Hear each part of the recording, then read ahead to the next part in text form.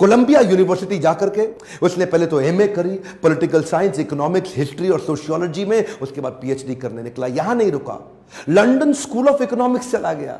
London school of economics जाकर वहां MSc किया, उसके बाद लॉ की पढ़ाई किया, फिर उसके बाद डॉक्टरेट किया, किताब के ऊपर अपनी थीसिस लिखी। ये वही किताब थी जिसके ऊपर आगे जाकर के रिजर्व बैंक ऑफ इंडिया को बनाया गया। महाराजा और बड़ौदा से उनका प्रेम इतना था ना, वो जो सयाजी गायकवाड़ जिन्होंने इनको स्कॉलरशिप दिया था, पढ़ने में इनकी मदद करी थी, दुनिया भर में पढ़ के उनका प्रेम भूले नहीं, वापस उनके पास आ गए। बोला आप दुनिया भर में पढ़ के आए हूं, आपकी सेवा में आना चाहता हूं। तो उनको मिलिट्री सेक्रेटरी की नौकरी दे दी गई और उस समय ये नौकरी बड़ी मानी जाती थी। अब ये बड़ी पदवी पे तो आ गए थे, लेकिन वो छुआछूत ने इनका पीछा थोड़ी छोड़ा। वहां भी जो सरकारी पियोन होता था ना, वो उनको फाइल दूर से फेंक के दिया करता था। बोला तू नीच जात का है? आज गद्दी पे बैठ गया तो क्या? दूर से फाइल फेंकते थे, उसके पास नहीं जाते थे। उनको खाने के लिए बोलते थे बाहर जाके खा। आज भी वो कुएं से पानी नहीं पी सकते थे, इतनी एग्जॉल्टेड पोजीशन पे। बाबा साहब अंबेडकर की तकलीफों का सिलसिला थमा थोड़े ही। अभी तो रमाबाई जिनसे उनका विवाह हुआ था, उनके साथ उनकी 5 संतानें हुई, लेकिन 4 संतानें एक के बाद एक इलाज की सुविधा ठीक से ना मिल पाने के कारण उनके जीवन से चलती चली गई।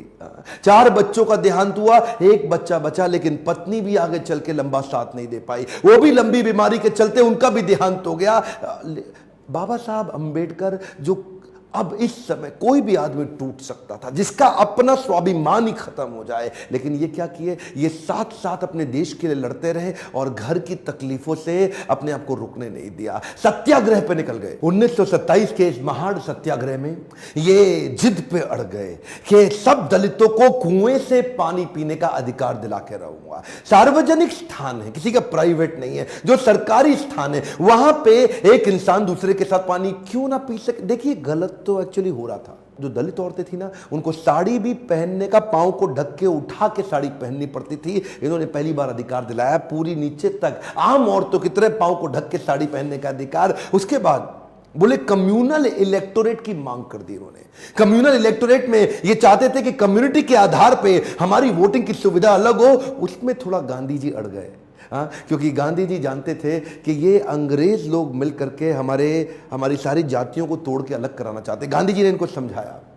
देखो क्या बोले अंबेडकर जी, मैं आपको रिजर्वेशन दिला दूंगा, मैं आपको बाकी सब मदद करूंगा, सब करूंगा, लेकिन अलग नहीं करते। अब जातियों के आधार पे अगर देश को अलग किया तो मुझे स्वतंत्रता नहीं मिल पाएगी, मैं अंग्रेजों से लड़ नहीं पाऊंगा, मेरे साथ खड़े होके मेरी ताकत बनो। वो जब अंबेडकर नहीं माने तो गांधी जी ने फिर उनको रिक्वेस्ट की और उसके बाद अनशन पे बैठ गए गांधी जी। बहरहाल अंबेडकर उस समय उनके सामने बड़ी दुविधा आ गई। वो सोचे एक तरफ मेरी अपनी जाति के लोग, मैं उनकी मदद करूं, और एक तरफ देश में आंदोलन लड़ रहे हैं गांधी, उनका जीवन, इनके जीवन का त्याग ना हो जाए, कहीं ऐसा जीवन ना खत्म हो जाए। उन्होंने गांधी जी को समझाया, बोला ठीक है आप अपना अनशन छोड़िए। पूना पैक्ट वहां साइन किया गया और पूना पैक्ट जब साइन किया उस समय इन्होंने रिजर्वेशन तो कम से कम कंट्रोल में कर लिया।